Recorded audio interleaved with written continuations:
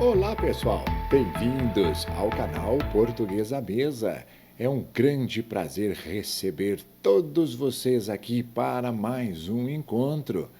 E neste nosso vídeo de hoje, nós vamos fazer uma revisão. Esta aula serve para você que vai fazer outras provas ou simplesmente gostaria de aperfeiçoar a sua interpretação de texto e também conhecimentos gramaticais. Seja muito bem-vindo ao nosso encontro. Você vai acompanhar comigo na tela e também pegue aí o seu lápis, seu caderno, para você fazer as anotações. Espero que você acerte todas essas questões que nós vamos te propor. Para participar aqui, não se esqueça, pessoal, deixe o seu like, é muito importante para que nós consigamos engajar os nossos vídeos. Faça a sua inscrição para você poder comentar, tirar uma dúvida e ative o sininho para receber as notificações quando nós lançarmos as nossas novas aulas, os nossos novos encontros. Um grande abraço e vamos para a nossa aula de hoje. Espero que você consiga tirar suas dúvidas e aprender um pouquinho mais antes de ir fazer sua avaliação. Até mais! Vamos começar a nossa revisão de hoje falando um pouquinho sobre as conjunções e como elas funcionam dentro dos contextos. É muito importante sabermos o uso dessas conjunções. E para entender bem a questão, você precisa ver o seguinte: a questão diz que a palavra contudo tem o mesmo sentido dessas 5 alternativas, porque ele disse aqui: contudo, estudos posteriores demonstraram que a ingestão de planárias não condicionadas também acelerava o aprendizado. Nós não colocamos o texto por questões de simples análise, não há necessidade de uma leitura mais aprofundada, porque aqui ele diz terceiro parágrafo, mas nós tiramos o texto para nós aqui. A questão diz o seguinte: o termo sublinhado pode ser substituído sem prejuízo. Por qual tipo de termo? Porque é isso que nós temos que lembrar. Quando você conhece o significado da conjunção contudo, que seria o quê? Uma conjunção coordenativa, ela passa-nos uma relação argumentativa. E você deve agora fazer essa tarefa. Se você precisar de um pouquinho mais de tempo, pare agora o vídeo e vamos ver a resposta, porque não é tão difícil assim. Nós podemos trocar o contudo por todavia. Exatamente. As outras questões que apareceram, por conseguinte, inclusive, além disso e conquanto, não são adversativas. Essas duas são adversativas que nos mostram contraste. É isso. Você se lembrou? O contudo, todavia, no entanto, o mas, o porém, todas essas podem ser trocadas sem alteração de sentido. Mas vamos continuar. Agora leia comigo esse trecho tirado de uma prova da Unifesp, dizendo o seguinte: que a rotina do trabalho diário e a falta de tempo para dormir e sonhar que acometem a maioria dos trabalhadores são cruciais para o mal-estar da civilização contemporânea. É gritante o contraste entre a relevância motivacional do sonho e a sua banalização no mundo industrial globalizado. Estamos apresentando algo a respeito do sono. E ele disse ainda mais: a indústria da saúde do sono, um setor que cresce aceleradamente, tem valor estimado entre 30 bilhões e 40 bilhões de dólares. Mesmo assim, a insônia impera. Agora cabe a você raciocinar o seguinte: dito tudo isso anteriormente, a questão propôs o seguinte: mesmo assim a insônia impera. Esse trechinho no final do texto, no contexto em que se encontra, a expressão mesmo assim, que ali não está sublinhada, mas aqui estou te afirmando que é, exprime a ideia do quê? Essa mesmo assim, hein, pessoal? Como é que funciona? Seria o A, o B, o C, o D ou o E? Pense um pouquinho, depois de tudo que nós falamos. Por quê? Falamos que existe o trabalho, que as pessoas dormem pouco, ainda é gritante a relevância da banalização da problemática do sono, e a indústria do sono, ela cresce e gera 30 bi a 40 bi. E aí você diz, mesmo assim, a insônia impera. O que você entende por mesmo assim? Resposta muito fácil, não é, pessoal? A oposição. Por tudo que se oferece no mercado, remédios, propostas, ainda continuamos com o problema. Mesmo assim, é uma ideia de contraste, de oposição. Muito bem feitinha a questão para você perceber o quão importante é saber interpretar bem uma leitura. E a gramática, com a proposta das conjunções, ela já traz toda essa gama vocabular para você entender bem aquilo que você lê. E continuando com as nossas propostas de hoje. Vamos agora lembrar um pouquinho de pronomes. Pronomes são palavras que realmente substituem os nomes e são usados para também fazer referências, retomar, apresentar. São palavras muito úteis dentro do contexto. Esta prova da Unifesp disse o seguinte nesse trechinho aqui do texto que nós cortamos, do 7º parágrafo. Ele disse: debalde, alguns oficiais indignados engatilhavam revólveres ao peito dos foragidos. Não havia contê-los. Passavam, corriam doidamente, corriam dos oficiais, corriam dos jagunços, e ao verem aqueles que eram de preferência alvejados pelos últimos, caírem mal feridos, não se comoviam. Estamos lendo um trecho do livro Os Sertões, de Euclides da Cunha. E aqui nós grifamos los, que seria no caso o pronome os, aqueles e os últimos. Tudo bem, que não é um pronome, mas digamos os dois anteriores, sim. Só que a palavra últimos, ela retoma também alguém. E aqui a prova quer saber isso, a referência. Vamos pensar nos referentes. Quem seria os? Quando lemos, a informação está aqui por perto, porque nós sabemos que, vamos lá, debalde alguns oficiais indignados engatilhavam revólveres ao peito dos foragidos, e não havia contê-los. Esse os retoma quem, pessoal, você acha? Dê uma pensada aqui, no A, no B, será que é aqui? Duas opções, né? 50%, ó. Foragidos ou oficiais? Pela lógica, nós vamos com os foragidos, não é? Não havia como conter os foragidos. E aí ele continua lendo, passavam, corriam, etc. E ao verem aqueles...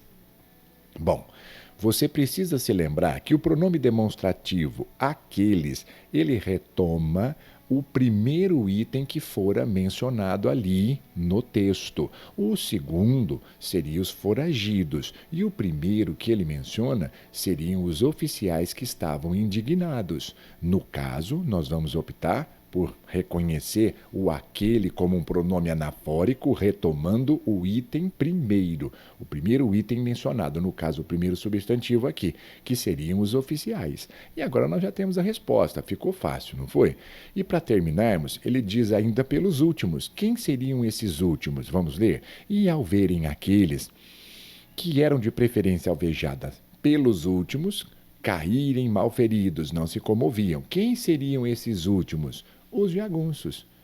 Corria do jagunço. E ao verem aqueles, quer dizer, ao verem os oficiais, vocês viram que interessante? Como é bela a proposta de sabermos ler perfeitamente aquilo que nós temos como referência nos textos. Preparem-se, porque na língua portuguesa, é de extrema importância entendermos esses procedimentos. Essas palavras são usadas para não repetirmos e para que o texto fique com uma clareza bem bonita e lógica para se interpretar e ler corretamente. Você conseguiu pegar? Ficou fácil? Muito bom, não é? E se você já estiver gostando do vídeo, por favor, já deixa o like e compareça aí nos comentários conosco. Não deixe de comentar, é muito importante você participar. Aqui nós estamos te passando uma outra prova, a prova da FUVEST aqui do estado de São Paulo, para a Universidade de São Paulo, a USP. Nesta prova, ele colocou a Mafalda, a nossa querida Mafalda aqui do Argentino Quino. E aqui nós temos o seguinte: a conversa diz o seguinte: e você? O que você toma para ficar melhor?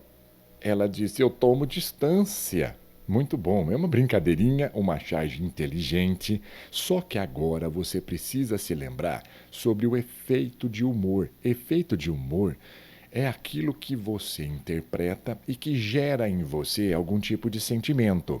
Aqui no caso, houve um efeito de humor.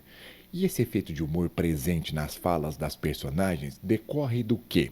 Seria o A, quebra de expectativa gerada pela polissemia das palavras? Seria a letra B, ambiguidade causada pela antonímia, que seriam os antônimos?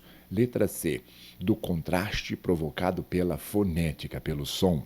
Letra D, do contraste introduzido pela neologia. E letra E, do estranhamento devido à morfologia. Nós sabemos que aqui você falou tomar, não é? Eu tomo distância, Mafalda disse. E o amiguinho Júlio disse: o que você toma para ficar melhor? Nós sabemos que quando acontece esse tipo de procedimento, nós estamos usando o que, pessoal? É isso mesmo, a polissemia. A brincadeira aqui foi gerada pela polissemia. Porque o que é poli? Poli é vários. Polissemia seriam vários sentidos, mas a palavra é idêntica. Só que se você perceber, o tipo de uso nos remete a uma outra proposta. Por isso é que ele fala que seria quebra gerada da expectativa foi pela polissemia, porque ele estava falando para tomar um remédio e ela pegou e se distanciou. Ela falou: nossa, eu quero ficar longe, não é? Eu estou me distanciando. Seria por aqui. Você entendeu? Viu como funciona? Aqui nós não temos antonímia, que no caso ambiguidade. Sim, pode ser considerado um duplo sentido, é bem parecido o duplo sentido, mas não é. É o uso polissêmico da palavra. Você entendeu? Ficou bom, não ficou? E agora mais um pouco, vamos treinar. Essas daqui são mais simples. Você vai olhar e perceber que aqui nós grifamos novamente, tiramos o texto, mas deixamos o trechinho com a palavra grifada, que é também uma conjunção, só que agora uma conjunção subordinativa muito usada, a conjunção embora. O que você precisa saber? Ele disse aqui, ó, que a conjunção destacada pode ser trocada sem prejuízo de sentido. O que você precisa entender, meu querido ouvinte? A conjunção embora ela não é polissêmica, ela simplesmente possui um sentido único e é fácil de você lembrar. Só que você precisa trocar. E aqui vamos ler um trechinho. Ele disse: Einstein mostrou que a presença de massa ou de energia também influencia a passagem do tempo, embora esse efeito seja irrelevante em nosso dia a dia. Tudo bem. Sabemos que é contraste, isso é uma concessiva, é uma oração subordinada concessiva que traz uma ressalva do que foi falado na oração principal anterior. Mas para trocarmos por questões, olha, vocabulares, como você poderia fazer isso? Olhe as questões na tela. Se agora precisar parar o vídeo, pare, porque eu vou te mostrar. E a resposta vai ser: ainda que esse efeito seja irrelevante, aprenda isso, use nas suas escritas, na sua fala, mude seu vocabulário, amplie conhecimentos. É muito importante. Aqui o ainda que também faz a mesma proposta de ressalvar. Contraste. Aprendeu, mas não acabamos não, porque eu queria que você me dissesse o seguinte: veja agora essa questão. Novamente estamos trabalhando questões vocabulares. E a palavra é debalde. Vamos ler no trechinho do texto, que também foi tirado, mas nós vamos conseguir entender aqui. O coronel Tamarindo, ao deparar com aquele quadro estupendo, procurou debalde socorrer os únicos soldados que tinham ido a Canudos. Também do livro Sertões, esse trecho dessa prova. Mas o que significa debalde? É uma questão vocabular básica. Olhe as questões que você tem da letra A até a letra E. E agora, tente entender. Pelo contexto, dá para sair um pouquinho, porque ele falou que o coronel, ao deparar-se com aquele grande, estupendo quadro, ele procurou fazer alguma coisa, procurou, no caso de balde, não é? Socorrer os únicos que tinham ido a Canudos. Você acha que adiantou socorrer essas pessoas que tinham ido a Canudos naquele quadro imenso que ele chegou lá quando ele viu? Aí, no caso, ele usa a palavra debalde, que significa sem necessidade, inútil. Foi inútil. Debalde, um vocabulário bem erudito, mas eis o problema. Nas tendências de hoje, é muito característico esse tipo de situação. Por isso, meu querido amigo, tenha sempre em mãos um bom e belíssimo dicionário. Até online vocês conseguem. O Aulete Digital é fantástico para poder nos ajudar. O Roais também e outros, o Micaelis e etc. São vários que nós podemos te oferecer aqui. Vamos continuar. Olha para cá. Na Unesp, outro problema muito interessante, uma questão inteligente também de análise textual. Porque quando nós lemos os pronomes, já falamos sobre isso, entram e entram mesmo e não vão te dar sossego, vamos dizer assim, não é? E a brincadeira aqui é a seguinte: o que é o se, o lhe e o se? Essas palavras nos remetem a algum item já anteriormente mencionados. São palavras anafóricas e a questão está querendo que você veja qual é a referência, quem é o referente aqui para o se, que soltou-se, bateu-lhe e também sumiram-se. O que é que aconteceu aqui, hein? E vamos ler. Na pedreira, perdi um. A alavanca soltou-se da pedra, bateu-lhe no peito e foi a conta. Deixou viúva e órfãos miúdos. Sumiram-se. Um dos meninos caiu no fogo, as lombrigas comeram o segundo, e o último teve angina e a mulher enforcou-se. Meus queridos, agora vamos nos atentar. Primeiro pronome. Se você falou que na pedreira eu perdi um, a alavanca soltou-se. Se a alavanca soltou-se, esse se só pode estar se referindo à própria alavanca. Ok? Então agora você precisa perceber. Algumas questões já estão ali, que seria o A, o D e o E. Mas agora, se a alavanca soltou-se da pedra, bateu-lhe no peito. Bateu-lhe no peito. Então, espera um pouquinho só. E agora, hein? Bateu-lhe no peito. Qual seria aí a resposta para pensar? Bateu-lhe no peito. O que seria? E também deixou viúva e órfãos miúdos. E sumiram-se um dos meninos. E agora, pessoal, qual seria a resposta para nós aqui? E vamos ver essa resposta agora? Você já deve ter percebido. E olhe só. Muito bem. Como nós já havíamos reconhecido que era a alavanca, você teria que ter visto o seguinte. Vamos acompanhar na tela para você entender. Quer dizer que ele falou: a alavanca soltou-se. Então quer dizer, soltou a si mesma. Estamos nos referindo à alavanca que se soltou da pedra. Depois, você disse que a alavanca bateu no peito de um caboclo. Quer dizer, bateu-lhe no peito, bateu no peito dele. Este pronome lhe é um pronome que retoma, no caso, a pessoa que levou essa batida, que no caso é o caboclo. Olha lá. Então quer dizer, a alavanca bateu no peito de o quê? Um caboclo que estava ali. Tudo bem? Depois, o que a gente percebe? E aqui na questão, sumiram-se um dos meninos. Sumiram-se. Quem é que sumiu? As viúvas e órfãos miúdos sumiram-se.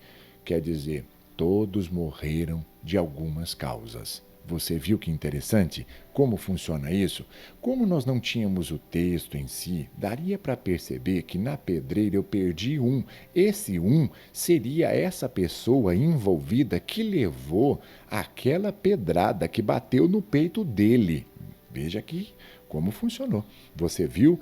Apesar de tudo, temos que nos atentar, porque esses tipos de questão, pessoal, são muito importantes para entendermos o funcionamento, hein? Vamos mais um pouco? Isso, estamos quase chegando aos finais e eu gostaria muito de pedir novamente o seu like para você participar conosco aqui no canal, hein? Não deixe de deixar o dedinho aí no teclado para bater nessa teclinha. Faça isso para nós, ajude-nos aqui. E você vai ver comigo também uma questão da Unifesp. Você viu a parte grifada? Em relação à parte grifada, o que ela nos mostra? Seria o A, o B, o C, o D ou o E? Vamos ler. Os ladrões, naqueles tempos piedosos, raramente ousavam entrar nas capelas e roubar os santos. É verdade que um roubou o esplendor e outras joias de São Benedito, mas sob o pretexto ponderável para a época de que negro não devia ter luxo. Isso faz parte também de um texto que nós tiramos e deixamos o primeiro parágrafo aqui exposto para você, um pedacinho. Mas o que significa isso? É verdade que um roubou o esplendor. Agora leia com calma e a resposta vai ser... De novo, uma ressalva. Sempre, a maioria das vezes, quando a pessoa te apresenta um ato, um dado, depois ela vai fazer aquela ressalva, ela vai contrastar ou vai te informar um pouco mais a respeito daquilo que foi falado. Aqui foi como se fosse uma ressalva da sequência. Tudo bem? Veja que importante saber isso, hein? Vamos ver mais uma questão? Esta daqui agora. Examine para mim a tirinha do Fernando Gonzalez. Também uma prova boa para você trabalhar vocabulário. Ali, professor Arlindo Gouveia é um escritor frustrado. Apareceu ali. Depois ele disse: fui eu mesmo quem criou o texto da placa. E ali você percebe o outro dizendo: tem atitudes cautelosas devido à presença de canídeo com temperamento inamistoso. Olha isso. A placa está ilegível, você percebeu? Porque o cidadão ali não viu que havia cachorro bravo solto e o cachorro mordeu o menino. Mas agora cabe a você perceber o seguinte: o Arlindo Gouveia, ele está aqui caracterizado como se fosse o quê? Olhe os vocabulários. Como é que você traduz em língua portuguesa a postura desse professor frustrado, o professor Arlindo? Ele é muito fácil, não foi? Ele é o quê?